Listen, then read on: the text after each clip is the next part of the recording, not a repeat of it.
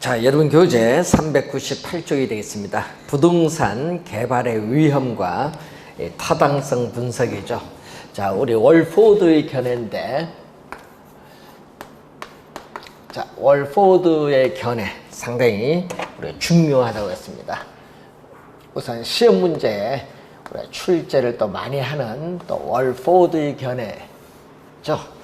자, 우선 첫 번째, 우리가 저번 시간에 부동산에 있어서의 개발 과정을 봤고, 두 번째는 부동산 개발에 따르는 위험이죠.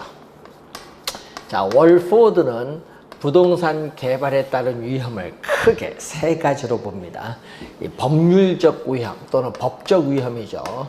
자, 이 법률적 측면에서 발생하는 위험입니다.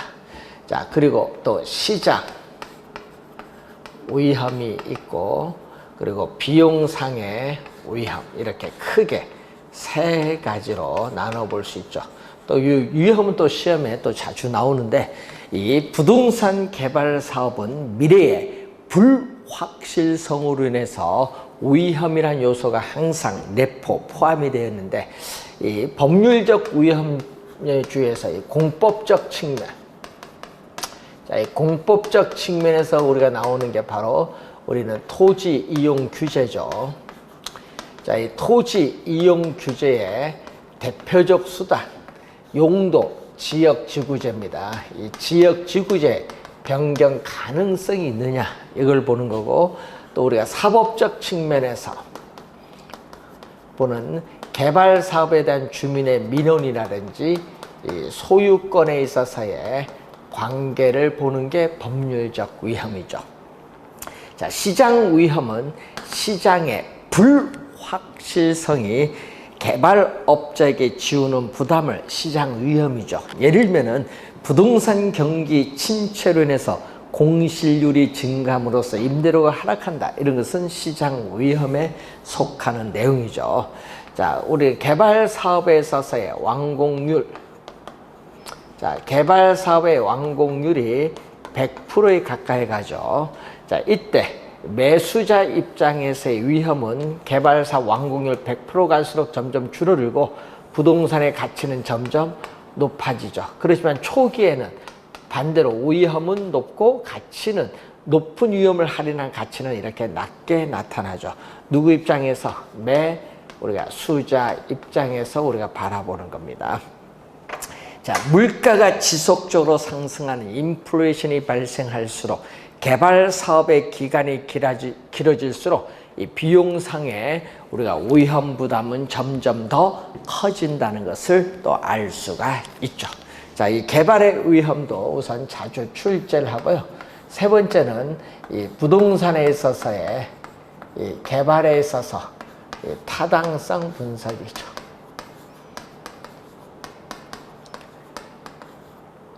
자, 이 타당성 분석을 보면은 먼저 우리는 개발 사업의 분석 대상 지역의 총량 지표인 인구라든지 고용, 소득 등을 우리 분석을 하죠.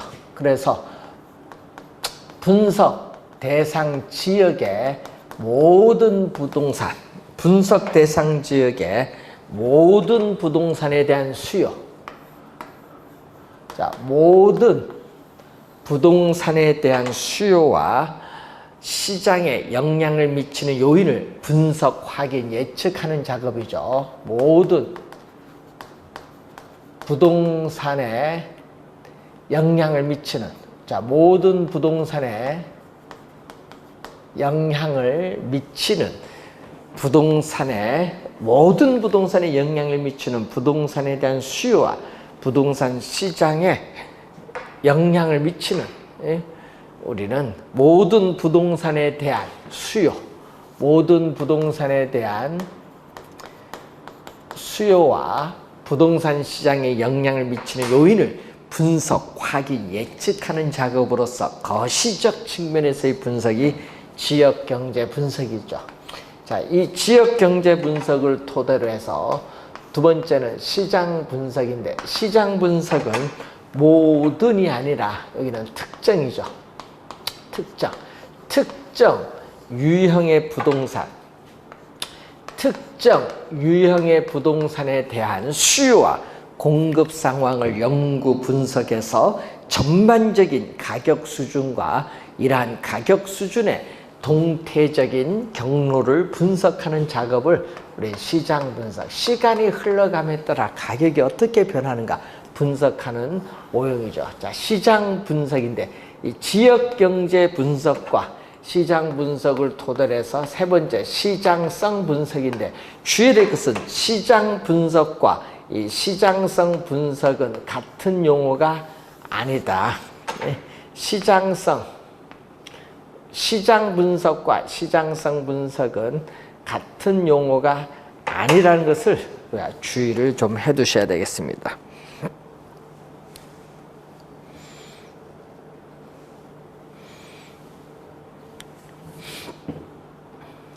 자, 시장성은 우리가 개발된 부동산이 우리가 미래에 우리가 상황을 고려했을 때 우리는 시장에서 매매되거나 임대될 가능성을 조사 분석하는 것을 시장성 분석이라고 하는데, 자, 여러분 교재에 있어서 우리가 405페이지에 맨 밑에 나와 있는 내용이죠. 이 시장성 분석은 또 시험에 우리가 자주 나오는 용어예요. 그래서 잘 우리가 기억을 해두시고, 자, 시장성 분석이 되면은 개발 사업을 성공적으로 수행할 수 있을지 여부를 분석하는 이 타당성 분석이 나오는데, 이 타당성 분석이라는 것은 이 개발 사업에 필요한 자금을 우리는 조달할 수 있는지 여부를 분석하는 거죠. 개발 사업을 우리는 성공적으로 수행할 수 있느냐 없느냐 여부를 분석하면서 이 개발 사업에 필요한 자금을 조달할 수 있는지 여부를 분석을 하는 게 세후 현금 수지를 기준으로 분석하고 최종적으로 개발 사업에 대한 투자 여부를 결정하는 투자 분석이 나타나겠죠. 자, 순서 17회 시험에 한번 출제했고, 또 학자에 따라서는 이 세 가지를 묶어서 시장 분석이라고 하고, 요 두 가지를 묶어서 경제성 분석이라고 또 합니다. 자, 시장 분석을 먼저 하죠. 그래서 선행 분석인데, 이 개발 사업의 시장에 초점을 둔 연구로서 우리는 선행 분석입니다. 자, 그리고 개발업자의 결정에 초점을 둔 연구로서 이 경제성 분석은 시장 분석을 먼저 하고 나서 경제성 분석은 나중에 이루어지는 후행 분석이다. 그래서 시장 분석을 먼저 하고 나서 경제성 분석은 나중에 이루어지죠. 시장 분석에서 구한 자료를 기초로 해서 경제성 분석이 이루어진다는 그러한 내용이 되겠습니다. 자, 그래서 여러분 교재에 있어서 관련해서 우리가 3페이지에 보시면은 밑에서 한 18번째 부동산 개발의 타당성 분석은 먼저 시장 분석에서부터 시작하고, 다음에는 개발 사업에 대한 경제성 분석을 우리가 실시한다. 밑에서 두 번째 보시면 이 경제성 분석은 시장 분석의 결과 주어진 자료를 토대로 하여 개발 사업에 대한 최종적인 투자 결정을 하는 건데, 우선은 시장 분석은 특정 개발 사업에 대한 우리가 시장에서의 채택 가능성, 시장에서의 채택 가능성 여부, 채택 가능성 여부를 평가하기 위해서 고안된 것이 시장 분석이라면은 이 특정 개발 사업에 있어서의 수익성 여부, 수익성 여부를 평가하기 위해서 고안된 게 경제성 분석인데, 수익성이 있느냐 없느냐 이게 중요하죠. 수익성이 있느냐 없느냐, 수익성 여부를 평가하는데, 이게 바로 뭐죠? 우리 관련해서 이 수익성 있으면은 개발 사업을 하는 거고, 수익성 있으면 개발 사업을 하지 않기 때문에 개발 사업에 대한 이 최종적인 투자 여부를 결정합니다. 개발 사업에 대한 최종적인 투자 여부를 결정하는 게 경제성 분석이다. 이렇게 보시면 되겠습니다. 자, 요 내용들이 우리는 월포워드 견해에서 시험 문제에 자주 우리가 출제가 되는 그러한 부분이다. 이렇게 보시면 되겠고요. 자, 여러분 교재 407페이지 보시면은 우리가 도시 재개발 시행 방법에 따른 분류인데, 자, 이 보전은 우리는 말 그대로 우리 예방을 하는 겁니다. 그래서 우선은 노후 불량화가 야기될 우려가 있다. 우려가 있을 때 사전에 노후 불량화의 진행을 우리가 방지하기 위해서 개발하는 가장 소극적인 재개발을 의미하죠. 자, 보전 재개발인데, 자, 22회 시험에 한번 출제가 된 게 수복 재개발이 출제를 했었죠. 22회 시험에. 자, 이 수복 재개발. 자, 수복 재개발은 우리가 현재의 대부분 시설을 그대로 보존, 현재의 대부분 시설을 그대로 보존하면서 노후 불량화의 요인만 제거한다. 노후 불량화의 요인만 제거. 이건 노후 불량화의 요인을 방지하는 거고, 이건 노후 불량화의 요인을 우리만을 제거하는 형태의 소극적인 재개발이 바로 수복 재개발입니다. 자, 이것보다 좀 더 적극적으로 가는 게 이제 개량이죠. 개량. 네, 개량 재개발이 되겠습니다.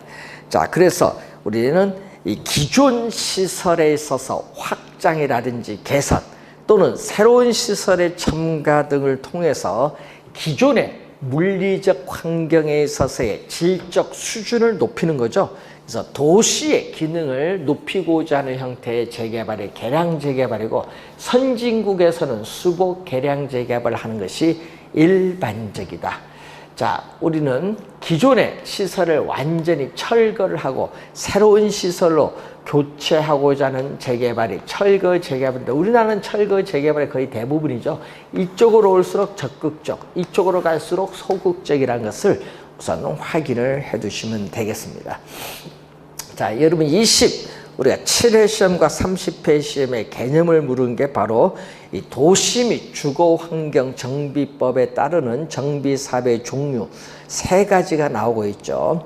자, 주거환경 개선 사업을 보면은 도시의 저소득 주민이 집단 거주하는 지역으로서 정비 기반 시설이 극히가 중요하죠. 극히 열악을 하고, 노후 불량 건축물이 또 과도하게가 포인트죠. 과도하게 밀집한 지역의 주거 환경을 개선을 하거나, 단독주택 및 다세대 주택이 밀집한 지역에서 정비 기반 시설, 공동 이용 시설 확충을 통해서 주거 환경을 보전하고 정비, 개량하기 위한 사업이 주거 환경 개선 사업입니다.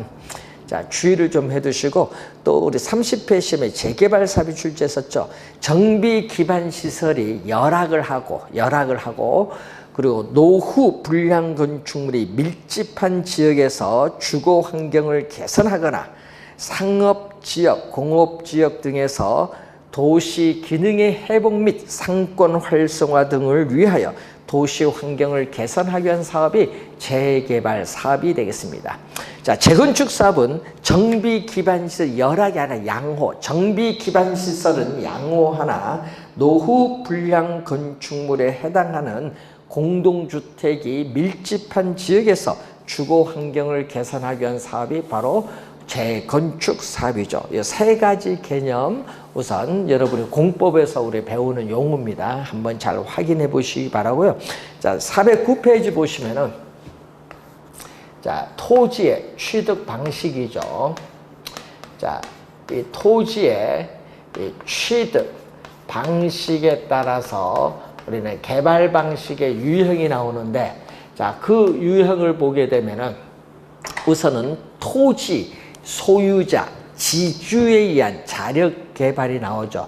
뭐 토지 형질 변경 사업이 대표적인데 토지 소유자의 소유권 변동을 초래하지 않습니다. 자, 그리고 환지 방식이 있죠. 환지 방식에 있어서의 개발이 있습니다. 자, 이게 가끔 우리가 시험 문제 또 출제를 또 하는 부분이죠. 토지 취득 방식 별표 2개를 봅니다. 자, 택지화되기 전에 토지의 위치, 지목, 면적, 등급, 이용도 등 기타 필요사항을 고려하여 택지 개발 후에 개발된 토지를 환지 기준에 따라 토지 소유자에게 재분배하죠. 여러분, 매각하는 것이 아니다. 자, 여러분 거기 보면은 매각하는 것이 아니라 원토지 소유자에게 뭐 한다? 재분배한다. 재분배. 환지 기준에 따라 재분배한다. 시험 문제 매각이 아니라는 것을 주의해 두시고, 그리고 우리가 매수, 수용 방식이죠. 개발 대상 지역의 토지를 전면 매수, 우리는 강제로 수용해서 보상평가를 통해서 보상을 해줍니다. 그렇기 때문에 토지 소유자에 대한 사적 권리의 침해 정도가 가장 큰 방식이 매수 방식이다. 이렇게 보시면 되겠죠. 혼합 또는 혼용 방식. 자, 혼용 방식은 우리는 무슨 방식? 환지 방식과 매수 방식, 환지 방식과 매수 방식을 우리는 혼합을 하여 우리는 개발하는 방식을 얘기합니다. 이 도시개발법에 따르는 도시개발 사업 등을 하는데 시험 문제에 또 우리가 출제를 하고 있는 그러한 용어가 되겠습니다. 자, 관련해서 여러분 이 정도 우선 확인해 보시고요. 자, 공영개발 410페이지의 공영개발인데 이 개발 주체에 따라서 부동산 개발 사업은 크게 이 공영개발과 민간 개발 방식으로 우리가 나누죠. 자, 공영개발은 정부가 부동산 시장에 직접 개입을 합니다. 자, 정부가 부동산 시장에 직접 개입을 해서 우리가 개발하는 방식이 공영개발이죠. 그래서 무슨 방식? 수용 방식에 의한 개발입니다. 자, 공영개발 하면은 우린 저렴하게 토지를 강제로 수용해서 보상평가를 통해서 낮게 보상을 해주죠. 그래서 개발 이익을 어떻게 낮게 저렴한 가격으로 수용을 해서 조성된 택지를 비싼 가격으로 매각함으로써 개발 이익을 우리는 환수할 수 있는 장점이 있고, 또 개발 대상 지역에 있어서의 대량의 택지를 공급이 가능하다는 장점이 있어요. 자, 그리고 공공용지를 또 쉽게 확보할 수 있는 장점을 가진 게 공영개발이고, 또 계획적인 토지 이용이 가능하기 때문에 토지 이용의 효율성을 높일 수 있는 장점이 있어요. 단점은 우리는 저렴하게 토지를 수용을 하다 보니까 토지 소유자의 상대적으로 재산권 박탈감이 생기겠죠. 토지 소유자와의 갈등, 민원을 초래할 수 있는 단점이 또 우선 나타난다라는 것 정도는 우선 확인을 한번 해 두셔야 되겠습니다. 자, 여러분 교재 412페이지에 보시면은 우리가 민간 개발 방식이죠. 자, 이 민간 개발 방식이 또 시험 문제에 또 우리가 자주 또 출제가 되는 상당히 중요한 부분이다. 꼭 기억을 해 두셔야 되겠습니다. 자, 민간 개발 방식을 보면은 자체 개발 방식이 있죠. 자, 개발 사업의 규모가 작을 경우에는 토지 소유자가 본인이 직접 개발합니다. 그래서 자체 개발 방식은 본인이 직접 개발합니다. 토지 소유 주체는 토지 소유자. 개발 사업에 필요한 자금도 토지 소유자가 조달합니다. 그래서 자금 조달의 부담이 크다는 단점이 있고요. 또 개발사업 시행의 주체도 토지 소유자이기 때문에 사업 수행의 속도 빠르다 장점이죠. 또 개발 사업의 결과 발생한 이익도 토지 소유자에게 귀속된다는 장점이 있습니다. 자체 개발 방식이죠. 자, 그런데 이 개발 사업의 규모가 크거나 위험도가 높은 개발 사업인 경우에는 토지 소유자와 개발업자가 공동으로 개발 사업을 할 수 있어요. 이것을 우리는 지주 공동 사업이다. 자, 지주 공동 사업에서는 우선은 네 가지로 나눠보는데 공사비를 대물로 변제하는 형태가 있다. 자, 여러분이 준공된 건축물의 일부를 대물로서 공사비로 변제하는 방식이죠. 자, 이때 이것을 등가 교환 방식이죠. 등가 교환 방식으로 출제를 좀 많이 하죠. 개념도 많이 나오죠. 자, 토지 소유자는 땅을 가지고 있죠. 그런데 우리는 사업비는 토지 소유자가 조달을 하는데 사업비용은 뭐가 없다? 이 공사비가 없는 거예요. 그래서 우리는 이 공사비, 건축 자금이죠. 자, 이 공사비, 건축 자금을 누구에게? 우리는 개발업자에게 조달을 하는 거죠. 자, 그래서 우리는 토지 소유자와 개발업자가 공동으로 개발하는데 이때 건물을 건축을 하니까 이 준공된 건축물, 이 준공된 건축물의 건축 면적을 토지 소유자에 있어서의 토지 가격, 우리가 개발업자의 공사비, 건축 자금 비율에 기초해서 건축물의 면적을 이 지분에 따라 이 건축물의 건축 면적을 지분에 따라 우리는 나누어 갖는 방식이죠. 지분에 따라 나누어 갖기 때문에 이 수수료 문제는 지분 형태이기 때문에 수수료 문제는 우리는 발생하지 않는다. 자, 수수료 문제는 발생하지 않는다는 거죠. 자, 토지 소유 주체는 토지 소유자고 사업 시행의 주체도 토지 소유자입니다. 또 개발 사업의 결과 발생한 이익도 토지 소유자와 개발업체에게 상호 배분되겠죠. 자, 그리고 개인이나 기업이 자금 조달 능력이 없을 때 많이 행하는 방식이 이거죠. 분양금을 뭘로 지급을 한다? 공사비로 지급을 한다. 자, 이 분양금을 공사비로 지급을 하는 형태를 말하죠. 자, 여러분이 분양을 하면은 분양대금이 들어오죠. 그 분양대금의 일부를 공사비로 지급하는 그러한 방식이 됩니다. 자, 그리고 투자자 모집형이 있죠. 자, 조합 아파트 개발 사업에 많이 하는데 이 투자자가 모집해서 투자자가 개발 사업에 필요한 자금을 조달해요. 그래서 자금 조달의 주체는 투자자다. 자, 자금 조달의 주체는 투자자. 자, 그리고 토지 소유 주체나 사업의 시행 주체는 개발 사업 시행자가 되겠죠. 그래서 이 완공된 건물에 있어서 일정한 지분을 보장해 주거나 또는 개발 사업의 결과 발생한 이익을 투자자들에게 투자한 지분에 따라 배당의 형식으로 나눠주는 방식이 투자자 모집형입니다. 자, 그리고 사업 위탁형.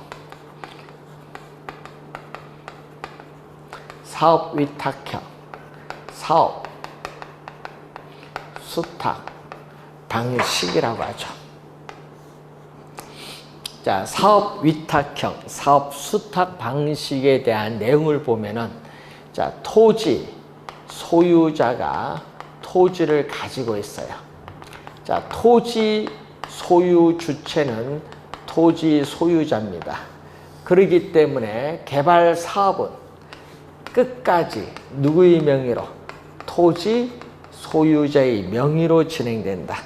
자, 개발 사업은 끝까지 토지 소유자의 명의로 진행된다. 그렇죠?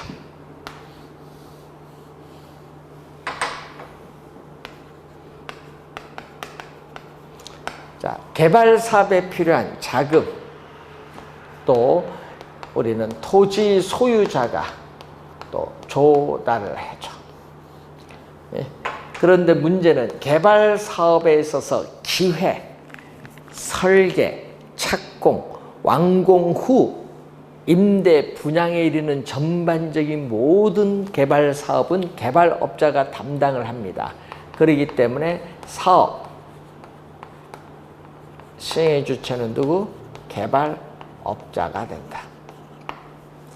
자, 그렇지만은 토지 소유 주체인데, 이때 우리 개발 지분은, 개발 사업의 결과 발생한 지분은 토지 소유자와 개발업자가 공유하는 것이 아니라, 우리는 토지 소유와 자금 조달이 토지 소유자가 있기 때문에 개발 지분은 100% 토지 소유자에게 귀속된다.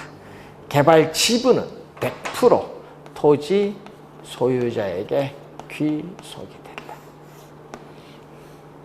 자, 사업 위탁형 수탁 방식이죠. 토지 소유자가 개발업자에게 개발 사업 시행을 의뢰를 하죠. 개발업자가 개발 사업 우리가 대행에 따라서 그 수수료를 받는 방식이 사업 위탁형입니다. 자, 여러분 작년에도 또 출제를 했는데, 작년에 두 문제에 걸쳐서 나온 용어죠. 토지 신탁 개발 방식.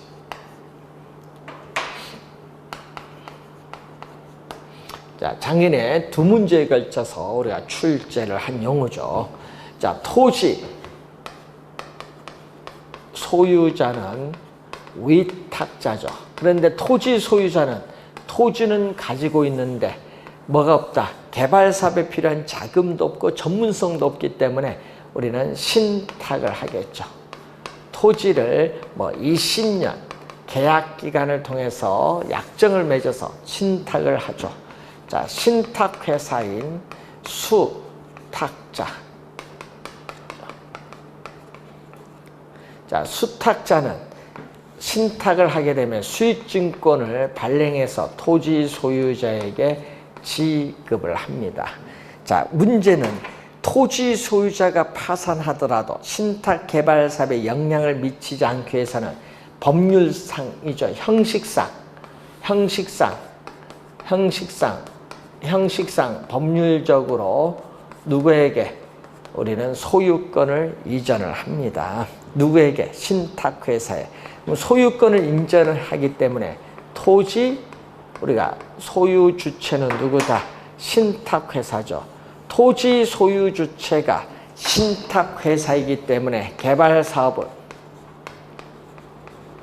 누구의 명의로? 신탁회사의 명의로 진행되죠. 개발 사업은 신탁회사의 명의로 진행이 된다. 토지 소유자의 명의가 아니라 신탁회사의 명의로 개발 사업이 진행된다. 그리고 개발 사업에 필요한 자금도 누가? 금융기관의 차입을 통해서 우리는 신탁회사가 조달하고 개발 사업의 시행의 주체도 신탁회사죠. 자, 이 수익증권을 가진 소유자가 바로 누구다? 토지 소유자일 텐데, 이 수익증권 소유자에게 개발 사업에 따른 이익이 귀속이 되겠죠.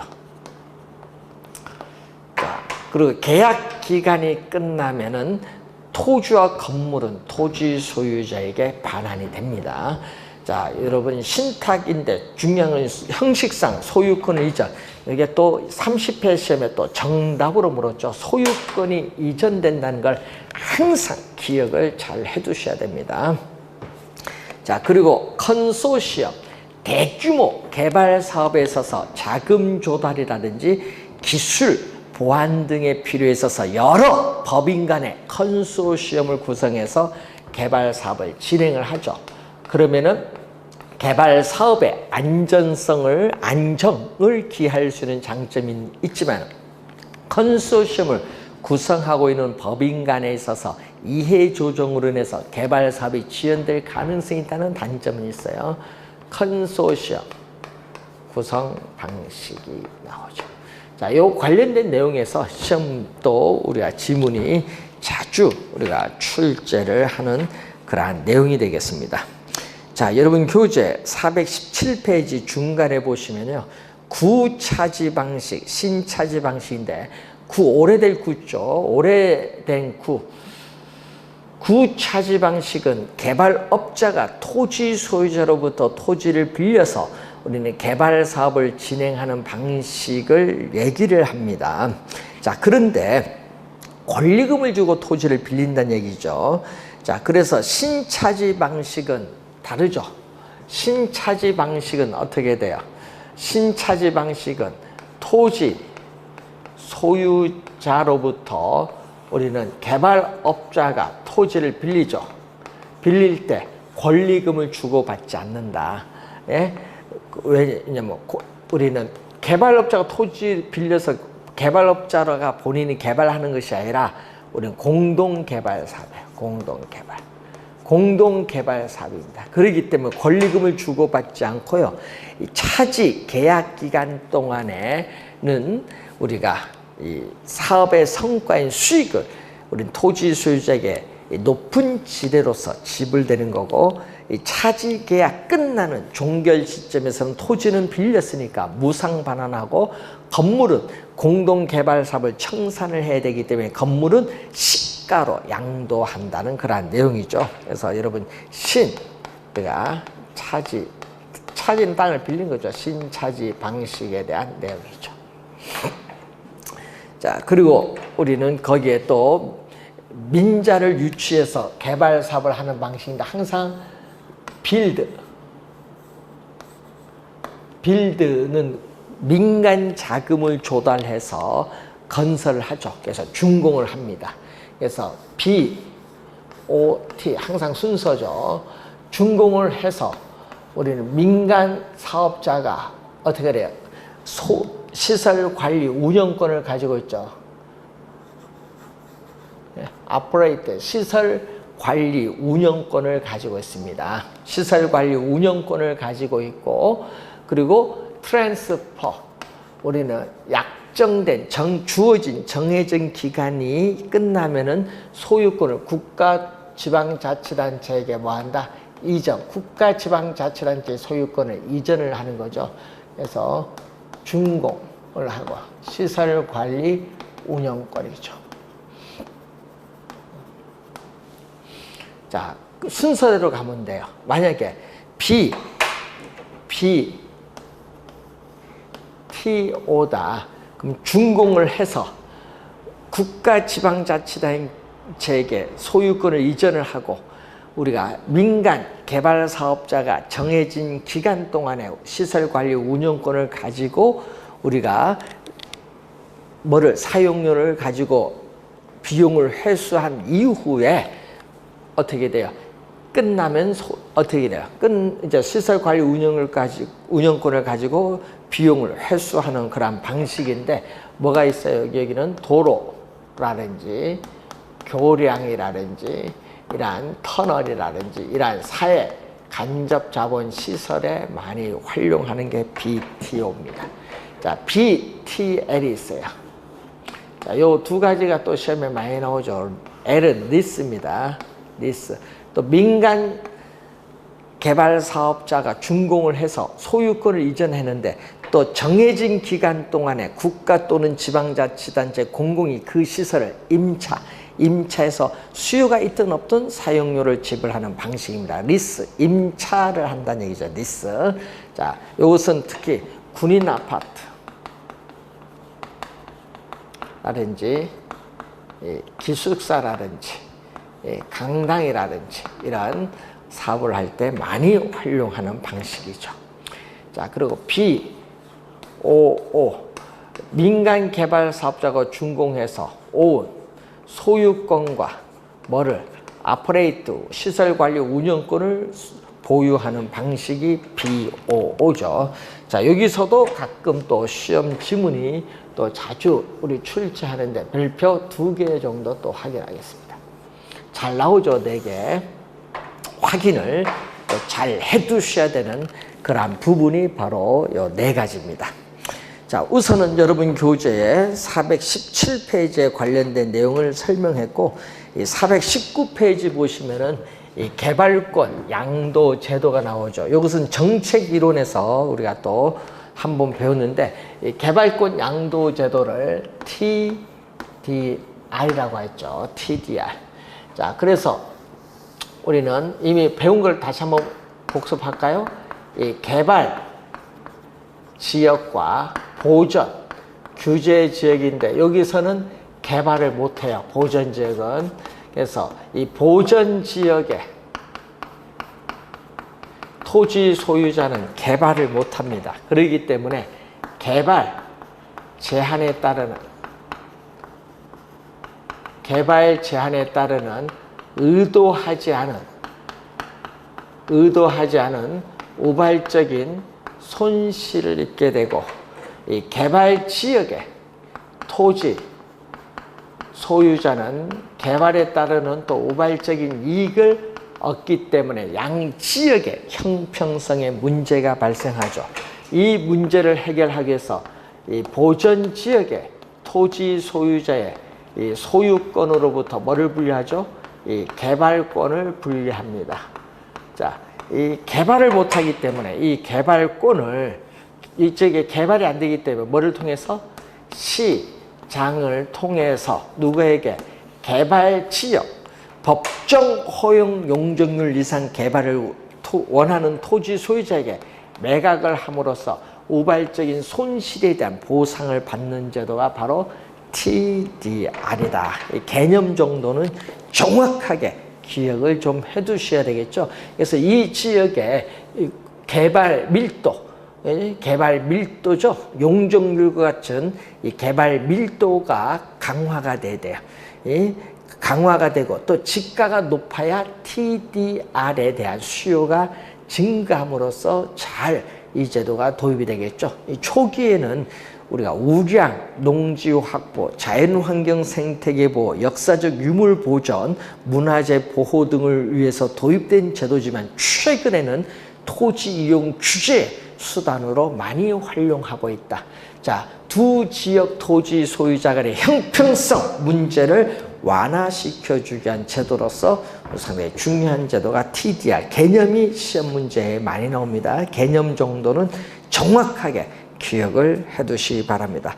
자, 부동산 개발에서 우리가 중요한 부분인데, 부동산 개발은 우선 월포드의 부동산 개발 과정, 개발의 위험과 개발 사업의 타당성 분석 꼭 기억해 두시고, 그리고 도시 및 주거환경정비법에 의한 정비사업 3가지가 있죠. 주거환경 개선사업, 재개발사업, 재건축사업, 또 토지 취득 방식에 따른 개발 방식 유형의 환지 방식, 매수 방식, 혼용 방식 기억을 해 두시고, 그리고 우리는 개발 주체에 따르는 개발 사업은 공영 개발 사업, 그리고 민간 개발 방식이죠. 민간 개발 방식 상당히 중요하기 때문에 잘 기억해 두시고, 또 민자를 유치해서 개발하는 방식으로서 BOT, BTO, BTL, BOO 잘 알아두셔야 될 부분이 되겠습니다. 자, 그 내용 중심으로 정리를 좀 해두시기 바라고, 우리가 부동산 관리는 한 문제, 마케팅도 한 문제 정도 출제를 했는데 작년은 관리에서 2문제 출제를 했었습니다. 관리는 한 문제, 마케팅 한 문제 이렇게 생각하시면 되겠습니다. 그래서 우리가 다음 시간에는 부동산 관리, 마케팅에 대해서 우리가 자세하게 살펴보도록 하겠습니다.